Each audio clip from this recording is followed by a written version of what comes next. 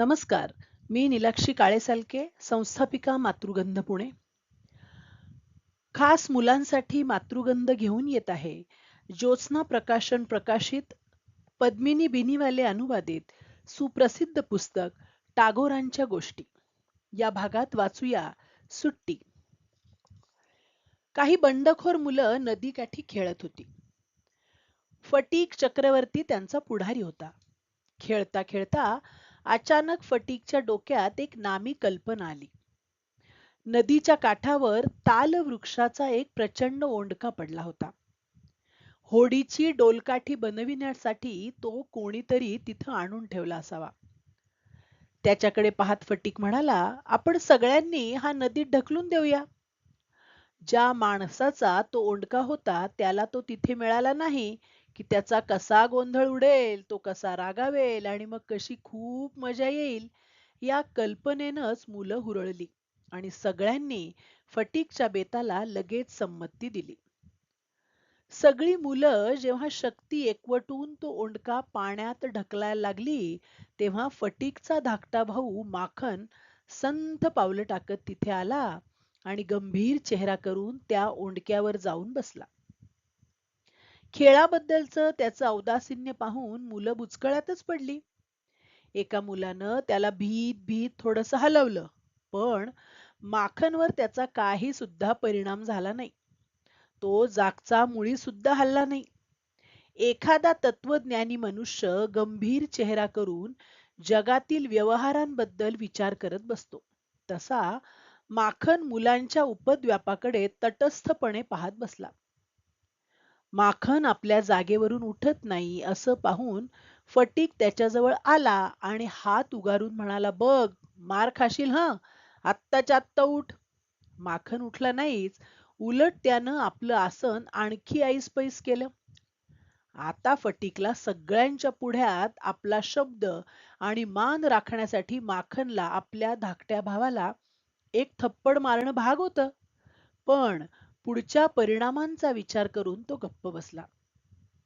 त्याच्या सुपीक मेंदूत आणखी एक विचित्र कल्पना आली. तिनं माखनला जास्त त्रास झाला असता आणि त्याच्या मित्रांना आणखी गंमत वाटली असती. तो म्हणाला, बसू दे त्याला, त्याच्या सकट ओंडका पाण्यात ढकला. आपल्या सकट ओंडका पाण्यात ढकलणार यात माखनला आपला थोडा गौरवच वाटला आणि त्यामुळेच त्यातून उद्भवणाऱ्या आगामी संकटाची प्रथम त्याला कल्पना आली नाही. मुलं परत धक्का मारा, जोरात ढकला असं म्हणत सार बळ एकवटून ओंडका पाण्यात ढकलू लागली. ओंडका जरा एका बाजूला वळला न वळला तोच माखन सकट त्याचं सारं तत्वज्ञान, गौरवाची भावना, सारं गांभीर्य जमीनदोस्त झालं. खेळाच्या सुरुवातीलाच एवढी गंमत आलेली पाहून सर्व मुलं आनंदानं आरडाओरडा करायला लागली. पण पुढे काय वाढून ठेवलं आहे याची कल्पना आल्यामुळे फटीक मात्र अस्वस्थ झाला. माखन उठला आणि फटीकच्या अंगावर धावून गेला. वेड्यासारखा तो फटीकला वाटेल तिथं मारत सुटला. त्याच्या नाकावर, गालावर त्यानं बोचकारलं आणि तो घराच्या दिशेनं जाऊ लागला. अर्थातच खेळ संपुष्टात आला. फटीकनं पायाजवळची गवताची काडी खस्सकन ओढली आणि ती चघळत तो काठाला बांधलेल्या एका होडीवर जाऊन बसला. त्याच वेळी काही उतारू घेऊन आलेली एक बोट काठाला लागली. काळ्या मिशा आणि पांढरे केस असलेले एक मध्यमवयीन गृहस्थ किनाऱ्यावर उतरले. फटीक जवळ येऊन त्यांनी फटीकला विचारलं, चक्रवर्तींचं घर कुठं आहे रे? फटीकनं हातातली काडी चावत काहीतरी सांगायचं म्हणून सांगितलं, ते तिकडे. पण घर नक्की कोणत्या दिशेला आहे ते मात्र त्या गृहस्थांना समजू शकलं नाही. त्यांनी परत विचारलं, कुठं आहे? माहित नाही. होडीवर पाय आपटत फटीकनं तिरसटल्यासारखं उत्तर दिलं आणि तो परत काडी चघळू लागला. इतक्यात घराकडून एक नोकर आला आणि म्हणाला, फटीक दादा, तुला आई बोलावते. मी नाही येत, फटीक रागानं म्हणाला. यावर नोकरानं जोर करून त्याला उचललं. फटीकनं खूप हातपाय झाडले पण काही उपयोग झाला नाही. नोकर त्याला उचलून घरी घेऊन आला. फटीकला पाहता क्षणी त्याची आई संतापून म्हणाली, फटीक, तू परत माखनला मारलंस? फटीक म्हणाला, मी नाही मारलं, परत वर खोटं बोलतोस? आई कडाडली. फटीक चिडून म्हणाला, सांगितलं ना मी मारलं नाही म्हणून. विचार माखनला. माखनला विचारल्यावर माखन पूर्वीच्या आपल्या तक्रारीचं समर्थन करण्यासाठी म्हणाला, हो मारलं. आता मात्र फटीकला त्याचं खोटं बोलणं सहन होईना. तो माखनच्या अंगावर धावून गेला आणि त्याला जोरात एक थप्पड लगावून देत म्हणाला, खोटं बोलतोस ना, घे हे अजून एक. आईनं माखनची बाजू घेऊन रागानं फटीकला बाजूला ओढलं आणि त्याच्या पाठी 2-4 सणसणीत धपाटे मारले. फटीकनं आईला बाजूला ढकललं तेव्हा आई संतापून ओरडली, गधड्या, तू आता मलाही ढकलायला लागलास? आणि त्याच वेळी घाटावर भेटलेले ते पांढऱ्या केसांचे गृहस्थ घरात डोकावून म्हणाले, काय चाललंय? त्यांना पाहून फटीकच्या आईला आश्चर्य वाटलं आणि आनंदही झाला. अगं बाई, दादा, तुम्ही केव्हा आलात? खाली वाकून फटीकच्या आईनं आपल्या थोरल्या भावाला नमस्कार केला. फटीकच्या आईचं लग्न झालं आणि विश्वंभर बाबू पश्चिमेकडच्या कोणत्या तरी शहरात काही व्यापार धंदा करण्यासाठी निघून गेले. त्या गोष्टीला बरीच वर्ष झाली. मधल्या काळात इकडे बऱ्याच गोष्टी घडल्या. फटीकच्या आईनं फटीकला आणि माखनला जन्म दिला. दुर्दैवानं काही दिवसांनी या मुलांच्या वडिलांचं निधन झालं. पण त्या कोणत्याच प्रसंगी विश्वंभर बाबू प्रत्यक्ष आले नव्हते. आज अनेक वर्षांनी कलकत्त्याला आलेले विश्वंभर बाबू खेड्यातील आपल्या बहिणीच्या गावी तिची चौकशी करण्यासाठी मुद्दाम आले होते. मागील आठवणी काढण्यात काही दिवस मजेत गेले. जायच्या 1-2 दिवस आधी विश्वंभर बाबू बहिणीशी मुलांच्या भवितव्याविषयी बोलू लागले. तेव्हा त्यांना फटीकचा दांडगटपणा, अभ्यासातलं दुर्लक्ष आणि माखनचं चांगलं वागणं, अभ्यासाची आवड याबद्दल बरंच काही ऐकायला मिळालं. ते ऐकून विश्वंभर बाबूंनी फटीकला आपल्या बरोबर घेऊन जाण्याची व आपल्या मुलांबरोबर शिक्षण देण्याची तयारी दाखवली. फटीकच्या आईनं या गोष्टीला अगदी सहजपणे संमती दिली. तिनं फटीकला विचारलं, काय रे, मामा बरोबर कलकत्त्याला जाशील का? तो आनंदानं म्हणाला, हो जाईन की. फटीकच्या जाण्यानं त्याच्या आईची त्याच्या त्रासातून सुटका होणार होती. कारण तो केव्हा माखनला पाण्यात ढकलेल, त्याचं डोकं फोडेल याची तिला नेहमी चिंताच असे. तरीही फटीक कलकत्त्याला जायला इतक्या झटकन आणि आनंदानं तयार झाला हे तिच्या मनाला लागलंच. केव्हा जायचं, कुठं जायचं असं वारंवार विचारून फटीकनं मामाला अगदी हैराण करून सोडलं. अतिउत्साहामुळे त्याला रात्री धड झोपही लागली नाही. गावाला जायच्या आनंदात फटीकनं आपली मासे पकडायची काठी, पतंग, गोट्या सारं काही माखनला बक्षीस देऊन टाकलं. कलकत्त्याला तो मामाच्या बरोबर मामाच्या घरी गेला. मामीला भेटण्याची त्याची ही पहिलीच वेळ होती. त्याला पाहून मामी खट्टू झाली, कारण फटीकमुळे आता खाणारं एक तोंड वाढणार होतं. घरातल्या माणसात एकाची भर पडणार होती. कुटुंबाच्या खर्चाच्या हिशेबात तिनं आपल्या 3 मुलांची व्यवस्था कशीबशी लावली होती. त्यात आणखी एका 13 वर्षांच्या अपरिचित अशिक्षित खेडवळ मुलाला आणून सोडल्यानं सारं हाताबाहेर जाणार होतं. या वयात सुद्धा आपला नवरा पुढचा मागचा विचार करून पाऊल उचलत नाही, या विचारानं ती हैराण झाली. 13-14 वर्षांचा मुलगा म्हणजे एक अडगळीचाच विषय. तो तसा सुखकरही नाही आणि उपयोगाचाही नाही. त्याच्यावर लहान मुलाप्रमाणे प्रेम करता येत नाही आणि त्याचं सारखं आपल्याबरोबर असणंही बरं वाटत नाही. त्याच्या तोंडून लहान मुलांसारखं लाड बोलणंही बरं वाटत नाही आणि तो मोठ्या माणसासारखं बोलला तर शिष्ट वाटतो.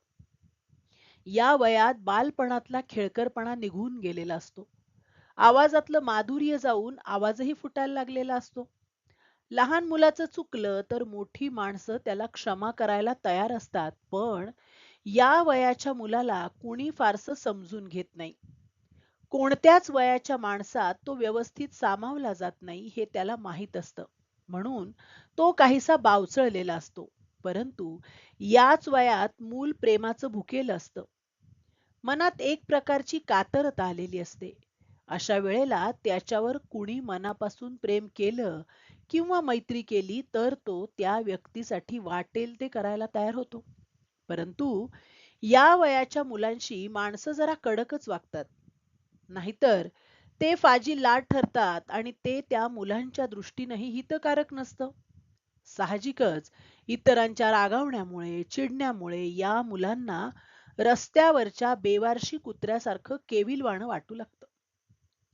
अशा वयात मुलानं स्वतःच्याच घरी असणं चांगलं, परक्या घरी, परक्या लोकांच्या सानिध्यात राहणं म्हणजे संकटच. भोवतालचं स्नेहहीन, शुष्क वातावरण काट्यासारखं बोचत राहतं.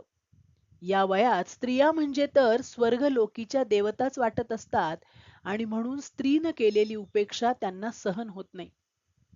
आपल्या मामीला आपण घरात नको आहोत ही गोष्ट फटीकच्या जिव्हारी लागली होती.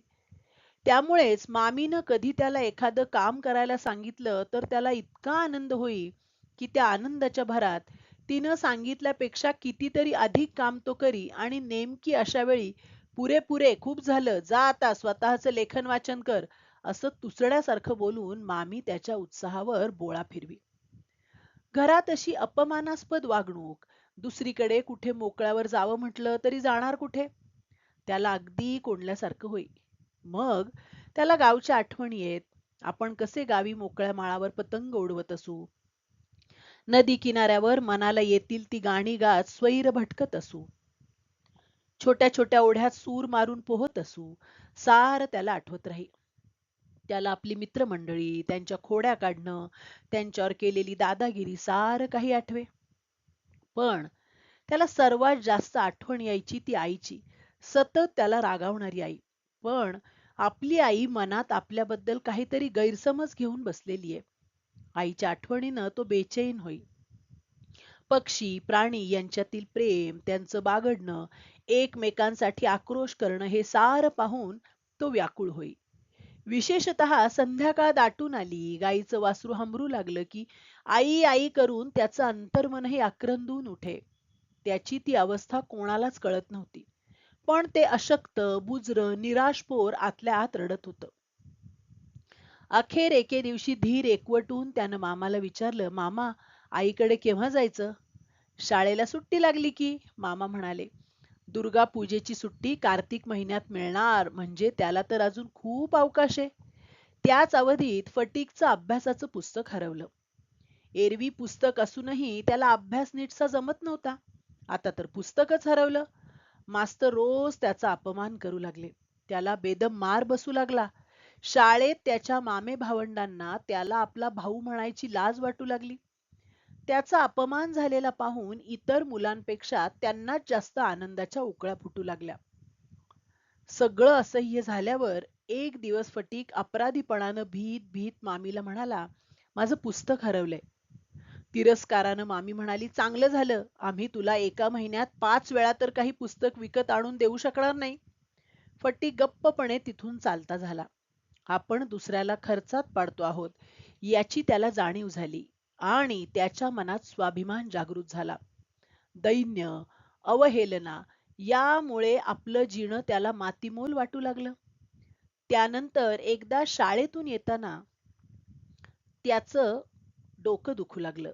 त्याला थंडी वाजून सडकून ताप भरला. आता मामीला आपला त्रास होणार, ती आपल्यावर आणखी संतापणार हे त्याच्या लक्षात आलं. या अवस्थेत आपली आई सोडून दुसऱ्या कोणातरी बाईकडून सेवा करून घ्यायची त्याला लाजही वाटू लागली. दुसऱ्या दिवशी फटीक कुठेच दिसला नाही. चारी बाजूच्या शेजाऱ्या पाजाऱ्यांकडे चौकशी करूनही काही पत्ता लागेना. श्रावणाचा महिना होता. रात्रभर मुसळधार पाऊस कोसळत होता. त्याला शोधण्यासाठी गेलेली माणसं चिंब भिजून गेली. तरीही जेव्हा फटीकचा कुठेच पत्ता लागला नाही, तेव्हा विश्वंभर बाबूंनी पोलिसात खबर दिली. सबंध दिवस तसाच गेला. संध्याकाळच्या वेळेस एक गाडी विश्वंभर बाबूंच्या घरापुढे येऊन थांबली. त्या वेळेस सुद्धा रप रप पाऊस पडतच होता. रस्त्यात गुडघा गुडघा पाणी साचलं होतं. 2 पोलीस गाडीतून उतरले. त्यांनी फटीकला गाडीतून उतरवून घेतलं. हाका मारत फटीकला घेऊन ते विश्वंभर बाबूंपुढे आले. फटीक नखशिखांत चिंब भिजला होता. त्याचं सगळं अंग चिखलानं माखलं होतं. अंगात सणसणीत ताप असल्यामुळे त्याचा चेहरा आणि डोळे लालबुंद झाले होते. त्याचं सर्वांग थरथरत होतं. विश्वंभर बाबू फटीकला जवळ घेऊन आतल्या बाजूला गेले. त्याला पाहून मामी म्हणाली, केवढा त्रास या मुलाचा, द्या त्याला त्याच्या घरी पोचवून. तो सबंध दिवस वाईटच गेला. रात्री कोणाचं खाण्यापिण्याकडे लक्ष नव्हतं. स्वतःच्या मुलांवरही मामी चिडचिड करत राहिली. फटीक रडत रडत उठून बसला आणि म्हणाला, मी माझ्या आईच्या घरीच निघालो होतो, त्यांनी मला परत आणलं. फटीकचा ताप खूपच वाढला. रात्रभर तो तापाच्या ग्लानीत बडबडत होता. विश्वंभर बाबू डॉक्टरला घेऊन आले. फटीकनं आपले लालबुंद डोळे मोठ्या कष्टानं उघडले. छताकडे बघत असहाय्यपणे विचारलं, मामा, सुट्टी सुरू झाली का?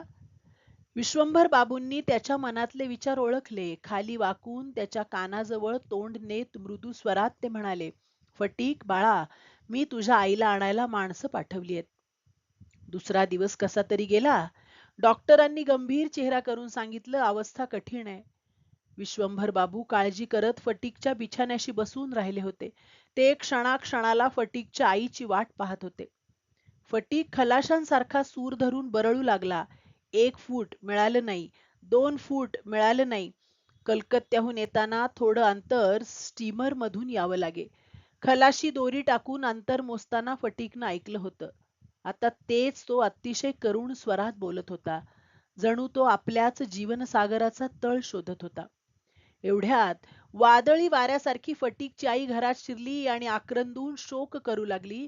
विश्वंभर बाबू तिची समजूत घालू लागले, पण ती फटीकला कवटाळून, फटीक माझ्या राजा, माझ्या बाळा करून रडू लागली. फटीक हळूहळू कुशीवर वळला. शून्यात दृष्टी लावून अगदी हळू आवाजात म्हणाला, आई, मला आता सुट्टी लागली. धन्यवाद.